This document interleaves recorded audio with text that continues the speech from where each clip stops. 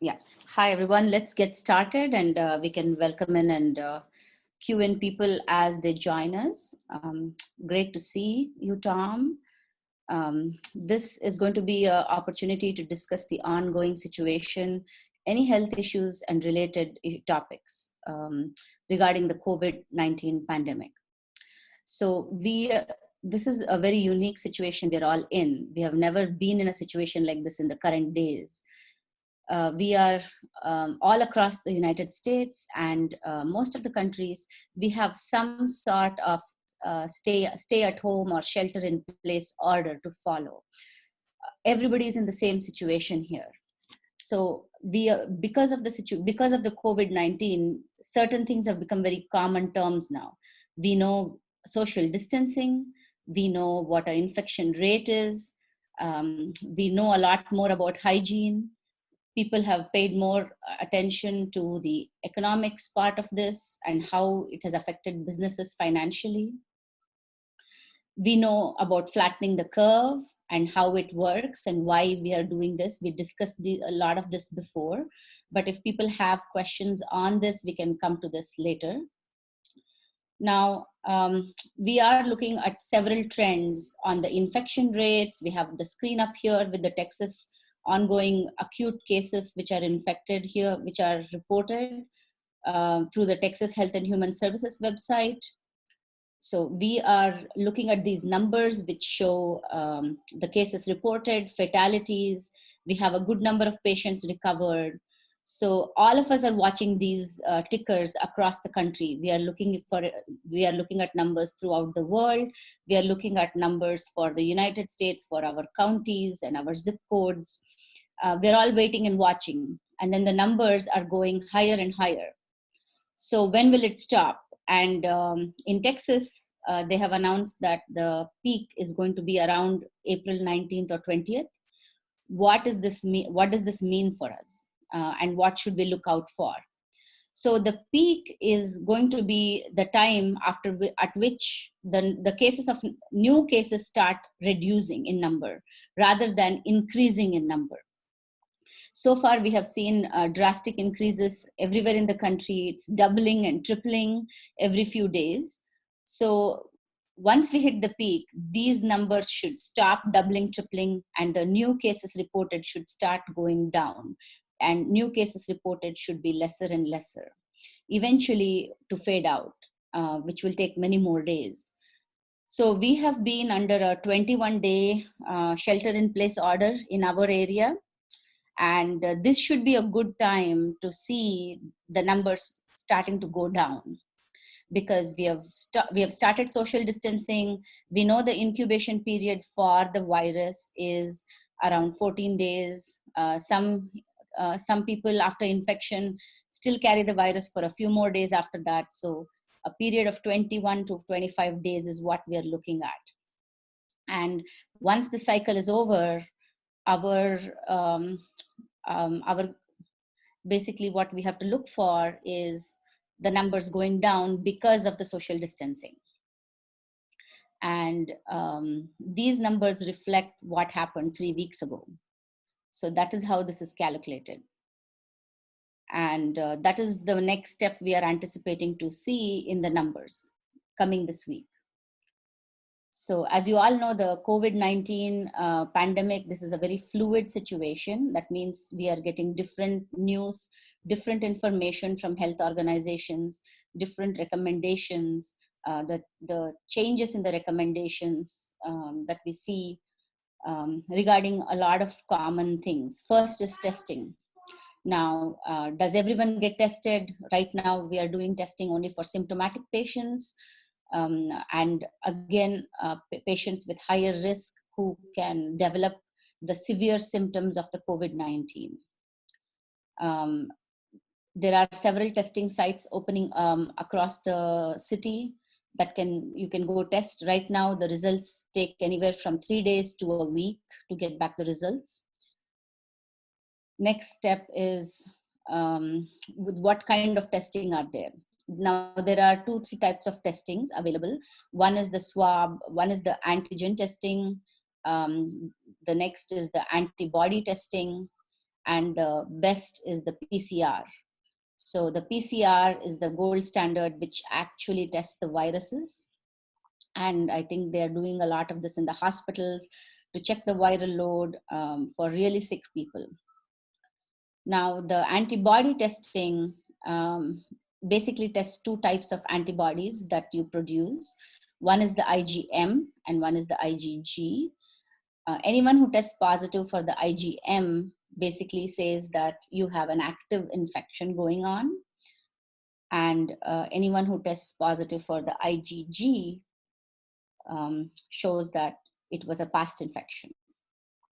Now, this test is more helpful in confirming the resolution of the infection rather than testing acute positive cases. So does it mean that there's no need to get tested? So I got a question saying that, does it need to be, so does it mean that you don't have to get tested? Right now, they are testing only symptomatic patients. Now, yes, we would ideally like to get everyone tested, but we know that 80% of the patients are going to have mild symptoms. Even in that 80%, now they have found out that around 20% are carriers. That means they are just asymptomatic patients. That means they have no symptoms, but they can still have the virus and still have an adequate viral load that can, and these people are walking and going about their business. And say if they're sneezing and coughing for some reason, not because of the virus, but just like that, there's something, their nose tickles and they get a sneeze, they can still transmit the virus to the people around them. And again, yes, we wish we could test everyone, label them as positive and negative, and keep them inside if they're positive, but we don't have that much testing available capability. So we are talking about millions and millions of people here. So yes, the testing is directed towards the symptomatic patients. Now, when we are talking about asymptomatic carriers, that's when the masks come into place, into the discussion. Earlier, there was a recommendation that you don't need any masks. This is not the N95 masks that is used by the medical and the first line personnel. We are talking about just cloth masks and common masks. We have had countries that have said that you need masks. Everyone has to wear masks. They are, but in the United States, we have not come to that yet. Now the CDC recommendation is everyone wear a mask when they're outside. Now this is the ordinary cloth mask or the surgical mask or cloth masks or a homemade mask. How is this going to help you? Now we know that these masks will not help prevent you from getting an infection. But they are going to do the other great thing is that if you are an asymptomatic carrier or an asymptomatic carrier of the virus, and if you sneeze or cough when in public places, this mask is going to prevent those droplets from going out. It prevents the droplets from forming a cloud around you and then infecting the people around you. So this mask has a protective activity from the asymptomatic carriers to the other people who have not got the infection. So this is why the new recommendation is that you can make a homemade mask. There are some videos on the CDC website to show how easily you can make a homemade mask with a couple of rubber bands and a piece of cloth or a bandana or an old t-shirt. So you wear this mask when you go to closed spaces like grocery stores, post office, any other essential business that you have to go visit. And you wear this mask during the whole trip. And when you maybe get into your car, you can take it out, you can wash it when you come home and sanitize your hands. So this way, in case you're an asymptomatic carrier, you're not spreading the virus in a public place. And these masks help with that. So the latest CDC recommendation is wear masks outside. It doesn't have to be the N95 mask, because this mask is not to prevent you getting an infection, but it is to prevent asymptomatic person from spreading the virus by accidental sneezing or coughing in a pub and even talking in a public place. Rob, I've got a question. I've got some, I mean, I've got masks that were like dust masks for working in your garage. Would those suffice for what you're talking about? Yes, right now CDC is recommending a mask with multiple layers, and dust masks, surgical masks, masks made out of cloth and t-shirt, multiple layers of the cloth and or shirts or filters. Any of these will work because these are going to prevent, say if you're having a mask and you're sneezed, it's going to collect most of your droplets within the mask. That is the purpose of the mask. Okay, thank you. Hey, Vicky has a question. Vicky, you have a question you want to unmute? Yeah, hi.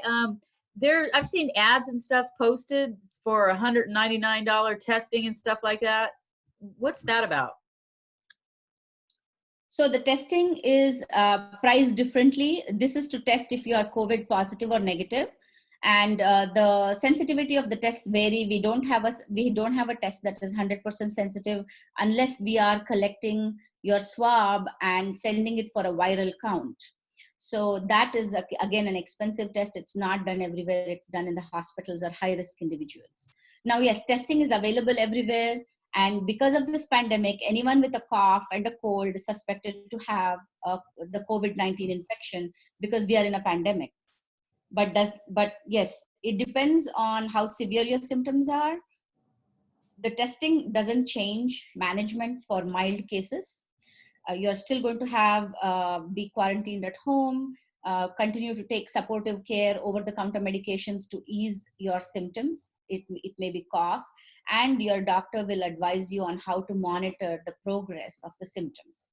Because we know that in some individuals, this progresses into a severe deadly disease. But in some individuals, it goes away. It causes a few discomfort. It may cause some cough and stuffiness and achiness, mild fever, and then it's gone. So is it worth taking the test? Yeah, that's exactly what I was going to say. Okay, so it's worth taking the test if you have progressive symptoms. And if you are in an area where you have to you're meeting people, you have an unavoidable situation where you're a frontline worker, say, or you are an emergency room worker, you're a nurse, you are a healthcare worker where you are in contact with many people, yes, in that case, it gets important to test because you want to know if you're going to be transmitting this to anyone you meet and see. But if you have mild symptoms and you can stay at home, monitor yourself, you have the means to monitor your symptoms twice a day and report it to your doctor's office, then you may not need the test. Okay, so you're saying that if you don't have a fever, you don't have any signs, you don't need the test, right? Right. Again, Okay. we have to go through the symptoms in detail to determine if this is suspicious of COVID, or is it the flu, or is it seasonal allergies, that is just a bad case of seasonal allergies going on right now, and then determine the need for the test. Okay. And so are those $199 tests the same tests that they're doing for people with symptoms, or are they just? I'm not exactly sure about, so everyone have different rates for the tests. The rates range from like $50 to $200, depending on where the doctor's offices are sending labs. Is it covered by insurance or not? Is it just a cash price? So there are different tests available. Now there is an antibody test. We just discussed that there is an antibody test, and then there is the swab, the viral swab. That's like a flu swab essentially that you do in office and send it out. Okay. Now, all of these tests have false negatives and false positives. So we have more false negatives with the testing available now because I don't think we have come up with a good test. That means we don't have a test that is, say, 80, 90% positive, sensitive. That means 80, 90% of the tests you do are positive, are true positives. We don't have a test that good so far. So we have to correlate the results along with the symptoms also. Okay.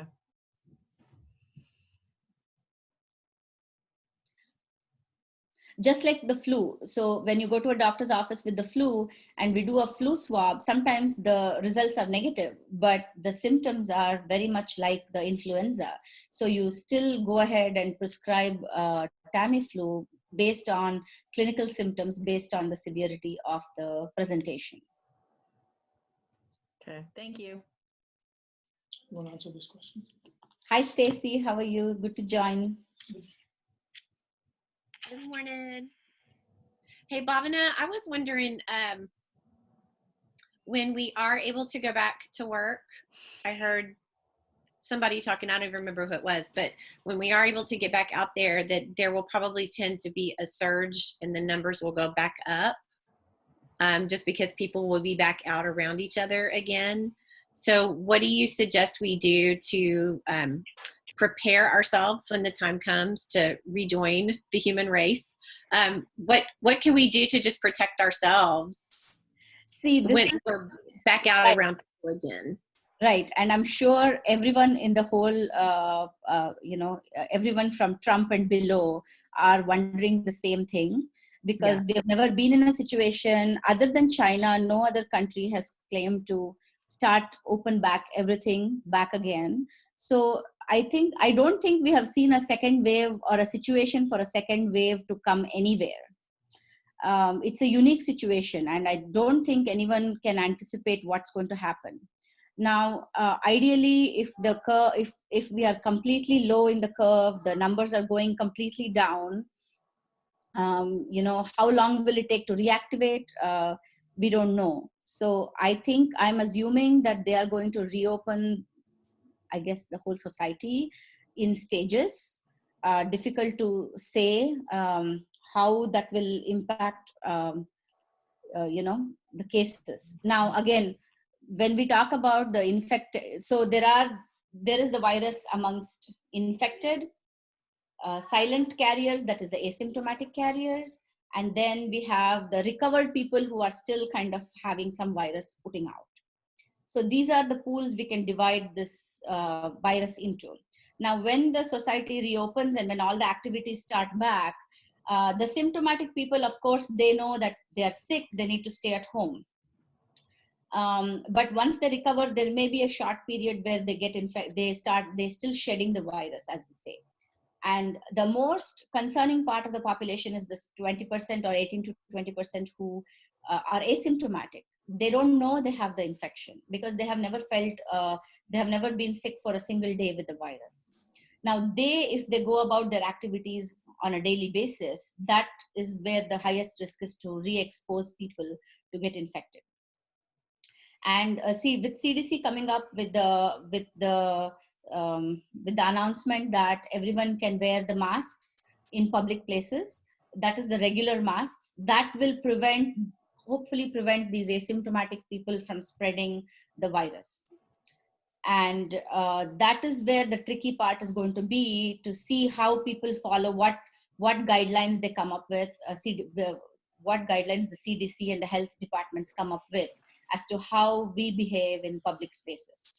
Do we wear gloves and masks? Of course, hand sanitizing and washing hands.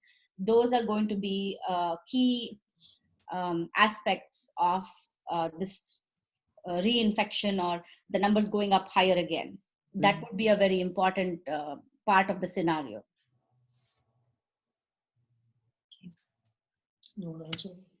So some of the other questions we have had is, we answered, one of the questions was how accurate the COVID-19 testing was. We spoke about that. There are different types of testing, and we have to correlate it with symptoms. We have to correlate it with the risk factors the individual has for progressive worsening disease also.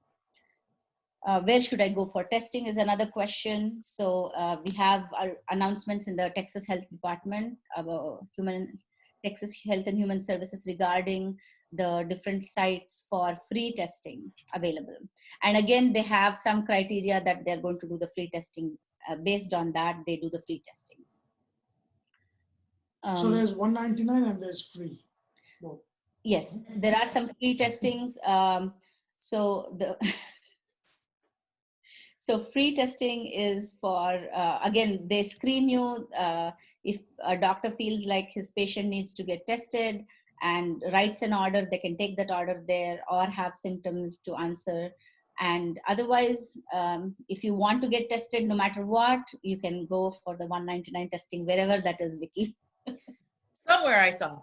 Yeah, there are several rates. It's all over the place. So it's not streamlined yet. Now, the another question is, does breathing exercises help? What about zinc and vitamin C? Everyone's favorite. So breathing exercises, so, I don't think they help in preventing the infection. They will help in your general well-being, your general, health. Vitamin C is great antioxidant. Zinc is definitely good for you. But will it prevent the coronavirus, or can you treat the coronavirus at home with these supplements? Unlikely. Again, I will tell you to be very cautious. Talk to your doctor, monitor the progression of your symptoms, and then determine if things are getting worse. Then I would advise anyone to seek professional help rather than treating yourself at home. Breathing exercises are great. It increases lung capacity, it increases lung health, but that is something that is a chronic activity, I would say. Just starting a breathing exercise right now, especially when you're sick, may be counterproductive and make you feel worse. So that is again to be taken with some caution regarding, say, if you're sick, and I don't recommend starting any of these without talking to your doctor. The next one is COVID-19 going to be seasonal? It's difficult to say. There is no consensus in the medical world regarding is it seasonal or not, because the virus is definitely in our community. It is going to stay in the community and may come. I don't think anyone knows the scenario yet for that. We have to get over this pandemic first and see how the numbers are going down before we can talk about seasonal variations in the infection.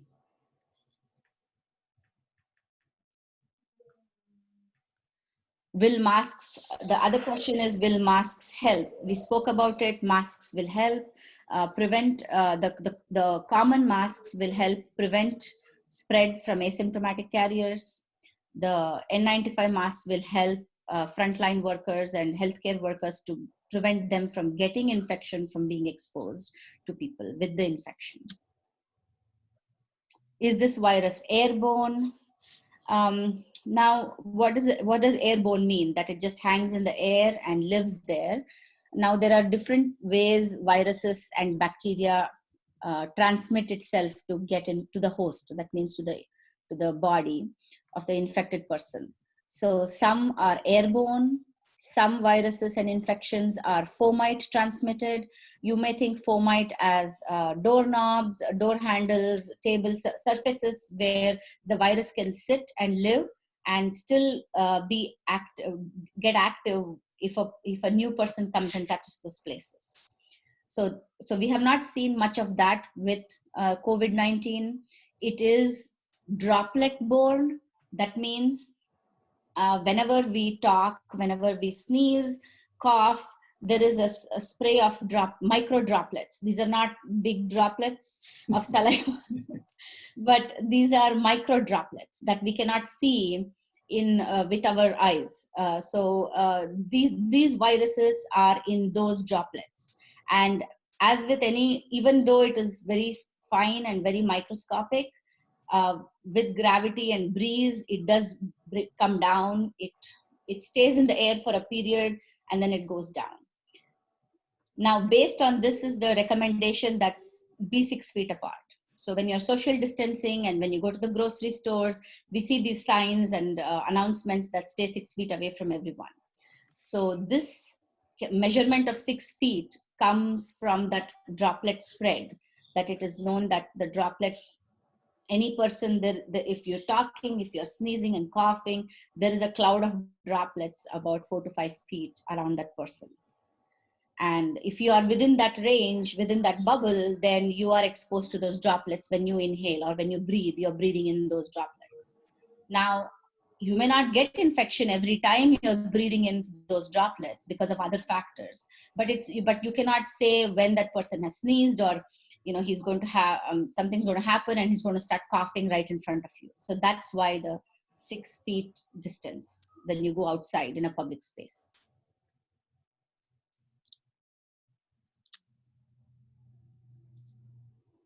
Any other questions so far? Oh, Vicky has a question. Does heat kill it? Heat, as in, we have not, I have to look up and see if it is a particular temperature that will kill this particular virus. But there has been some questions and comments about hot water, steam inhalation, those kind of things. It has not been proven that it can kill the virus So you have to know that the virus, once it comes in our nasal passages, it's not just sitting there. It enters the bloodstream. It just goes inside. So unless you are living in a constant sauna all the time, it's very difficult to make that prediction as to when that is going to enter the membranes. And then there are gaps in the membrane. Then it can get attached. These viruses attach to the cells and go into the cell. And that is what creates the infection. So unless you're burning the cells itself, it's very difficult to have a negative effect on the virus with just heat. So it's a fluid situation there. So there is the mucous membrane, there is the cells, and then they are not impermeable. They are permeable. It's a permeable membrane. That means it's like a sponge. It's like a tissue paper with multiple holes in it. So these viruses are going in and attaching it to the several cell structures. And the COVID-19 has these special spikes and structures on the cell that fit like a lock and key to our cells. Which is the main problem. And then once the attachment occurs, it pushes its RNA and its genetic material into the cell to replicate. That's what it does. And that's how the infection spreads. Does that answer? Yes. When I got my sauna, I did a lot of advertising. And one of the things was, that it helps kill viruses and infections and helps with allergies and inflammation and all that stuff. So when this came about, everybody was saying that saunas and heat helps kill it. So, I read several different places. Of course, you can't say, it cures, but, I don't want to say that it helps if it doesn't help. Yeah, it's not proven. And this is not sauna generally or steam generally is good for several factors.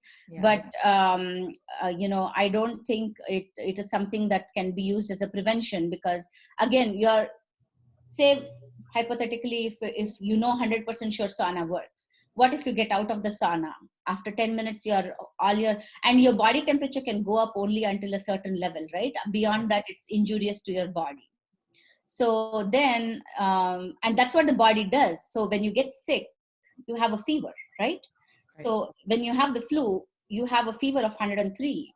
So the body is trying to increase the temperature to kill the viruses, but it can only go until a certain point, after which it becomes dangerous to the body. We have certain medical conditions that happens where the body temperature becomes uncontrolled and hits very super high, and it can kill a person. But we are talking about a body temperature of around 103 at the most, 104 at the most. And again, body is regulating its own temperature even if you're in a sauna. So again, what happens after the person comes out of the sauna and goes out, say, to the grocery store, or goes out to some other place where there are people there. So the body temperature comes down back again. So it's difficult situation to assess exactly what happens. I would say it's an unknown. So, but then there are so many other factors that come into account. Okay. So last question is about medications and Mhm. chloroquine, which is the hottest topic everywhere. So chloroquine, hydrochloroquine are really old drugs. They are more than 100 years old. They have been classically used for malaria, and they have been used for autoimmune disease like rheumatoid arthritis. Now, why such an interest? And now there are multiple reports that you see everywhere. It has caused a lot of arguments and reports about this medication. Chloroquine, basically, what does it do and why this came about? Why did this discussion come about in the medical community that this could help? Now, chloroquine is a malaria drug. What does it do? Basically, it once a person takes enough quantity of this medication, it saturates the cells of the body. We all know that when we take a medication, it dissolves, it gets absorbed in the bloodstream, and it goes to all the cells in the body. And what this does is that it changes the pH of the cells. And there is a particular cell organ called the lysosome. So when this changes, it doesn't allow any other virus to live in that pH. So it becomes unfavorable for the viruses to live and replicate and party in your cells. So basically, and then the viruses die out. If they cannot multiply, then they die out. So this chloroquine, that's what it does, is that it changes the environment of the cell, and there are organs in the microscopic cell. It changes the environment in those organs where the virus needs to replicate its RNA or DNA. It's genetic material. So this is a known fact. It's there in our in our medical textbooks that this drug does that, and it has been used in several countries to use it as a preventative or a treatment option. Now, this medication so there are different stages of the COVID-19. One is asymptomatic carriers, one is symptomatic mild, symptomatic severe, and then the symptomatic, which is extremely severe ICU status. Now, many many doctors and many institutes have written some papers that this medication is helpful in the early part of the infection and not the person in the ICU. The difference is because the person in the ICU on a ventilator has other issues going on with the immune system, which has blown up into that. So that it's not entirely the virus doing it, but it's the response of the immune system to the virus that has led them to that place. So there is some consensus in some countries that using hydrochloroquine or chloroquine can stop the infection in the early stages. There hasn't been, because of the whole quickness of the pandemic, there is no time. People are trying out whatever they feel is the best, because that's a better alternative than having people die. Now, CDC in the US, formally, they have started probably using it in some hospital situations where they can monitor the patient, they can document everything. And, like we all know, all medications come with some side effects. So they want to monitor and make sure that it's safe. So at this time, it is not recommended for everyone to get the hydrochloroquine or the chloroquine. CDC has taken off the temporary recommendations made regarding this medication. So, and until they release a formal study or the results of what they found, this is still, at least in the United States, is not a medication that we can just freely prescribe for the COVID-19. FDA and CDC have to give the recommendations. Now, certain countries have started using this based on what they have thought and seen has been beneficial. Again, it's too short. Drugs are tested over many months, so we still have to wait for a lot of reports to come in to see, was this a good move or not? So anybody has any questions? Yes, I've used a lot of medical jargon in this, but anyone has any questions regarding the medications or the the drugs that are in the news for the COVID-19 infections. I've got a question, not about the drugs, but more about the World Health Organization. Understood that they were a little bit slow in releasing the real information. Is that organization as an entity kind of outlived its usefulness? Well, we have several questions about that. I think it owes a good report to the whole world regarding what happened. There's a lot of speculation on what happened in China. How did this virus spread? Is it why only Wuhan? Why not other states in China? So there is a lot of information on the internet regarding this. So I think these organizations owe a big explanation and a thorough, detailed explanation regarding what happened. And I think they owe us this. Hopefully, once the dust settles down, once we are over this acute phase of the pandemic, we can search for some answers. I think right now they're scrambling to see a lot of things. I've never worked in WHO, so I don't know the hierarchy. I have no idea what happens there. But I think we all need they owe us, I guess the world leaders owe us a good explanation on the events of, what has, the events of how this became what it is. That's what I would say. I would like to know that. Yeah, particularly because the head of the World Health Organization was China's pick to be in that position. So it almost sounds like it's kind of protecting not the host country, but protecting the interest of China by not making them look as culpable as they may be. Whatever happened in there, the Chinese people have suffered. The leadership is the one, we still hear many scientists have disappeared, their work has disappeared from China, the people who have studied, and again, these are all internet rumors. So I'm just speculating on them. So we hear a lot of things that's happened or transpired in China. There have been some papers that have come out initially regarding the genomic sequence of the virus and speculations on that. There is a recent video going around in YouTube regarding that. Again, these are, and then there's nothing else that's come out. So it's hard to say. It's hard to say how much the Chinese people have suffered from this. It's good to it would be nice to hear the real story, on the grassroots levels as to what happened there. Yeah.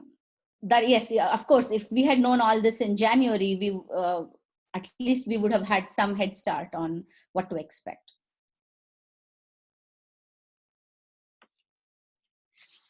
Any more questions?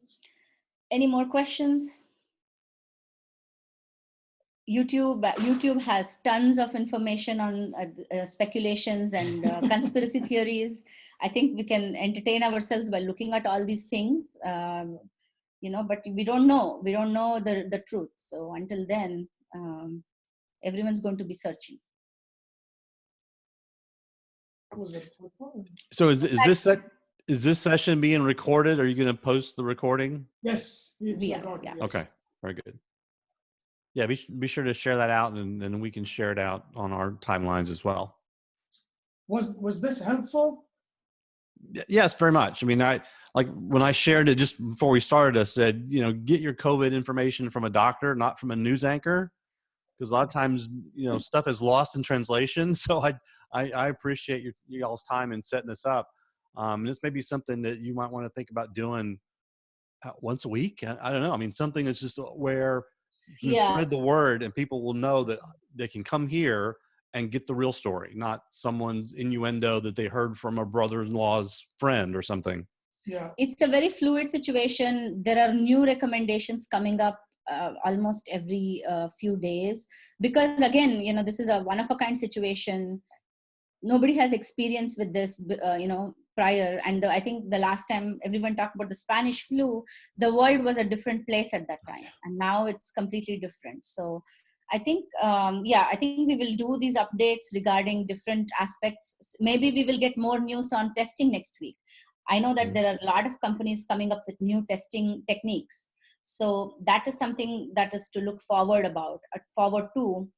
Also medications. Also what's going to happen with the chloroquine trials that's going on right now. They've started it, I think. So I think hopefully we may get more information on that. Okay. All right. Thanks, everyone. So good to see you all. Thank you very much for putting this together. Thank you. I learned a lot. Thanks. Thank you, Vicky.